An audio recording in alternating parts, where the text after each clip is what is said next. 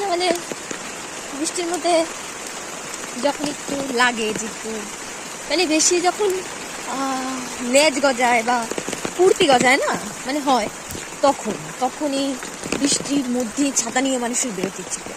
Like আমি মানে কি মুষলধারে বৃষ্টিটা পড়ছে তার মধ্যে আমি ছাতা নিয়ে বেরিয়েছি, কোনো মানে নেই কিন্তু এর, তাও বেরিয়েছি। বেশি পাকা না মানে কি বৃষ্টি দেখো, বৃষ্টিতে মানে কি বলবো, লোকজন নেই রাস্তায় আর তার মধ্যে আমি বেরিয়েছি ছাতা নিয়ে, কোনো কাজ নেই, মনে হলো যে ছাতা নিয়ে হেঁটে আসি তাই।